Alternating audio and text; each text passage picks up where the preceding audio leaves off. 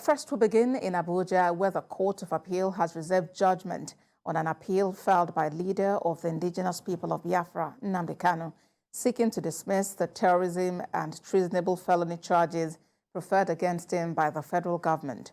A three-member panel led by Justice Judgement Hanatu, after listening to both parties, said it will communicate a date for the judgment to them.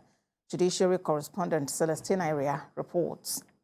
The Ipob leader, who is currently facing trial before the Federal High Court in Abuja, had, through his team of lawyers led by Michael Zekome, senior advocate of Nigeria, approached the appellate court to challenge the legal competence of the charge pending against him. He specifically prayed the appellate court to review the April 8 ruling of the trial court, which struck out only 8 out of the 15-count charge. He insisted that the charge entered against him has no basis in law and appealed for it to be discharged and acquitted. Mr. Kanu equally urged the appellate court to order his release on bail pending the determination of his appeal.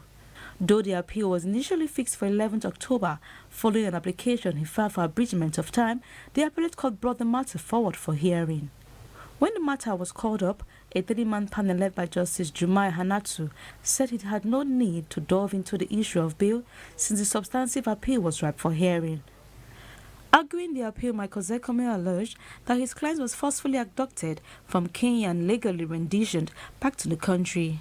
He told the court that his client was first arraigned on December 23, 2015 and was later granted bail on April 25, 2017. Meanwhile, the federal government, through its lawyer David Kwesa, urged the court to dismiss the appeal for want of merit. He maintained that Ipob leader was brought back to the country by due process of the law.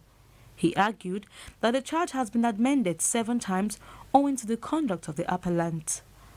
Justice Hanatu told parties that when judgment is ready, a date to be communicated to parties. Has no case against him at all.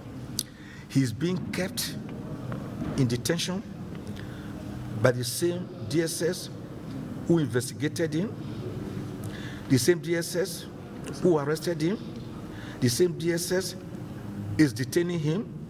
Are you saying our people don't have a right to complain?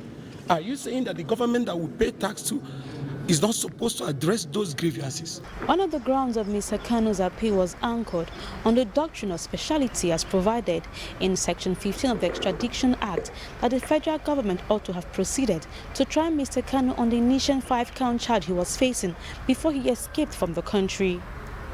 Celestina Iria, TVC News, Abuja.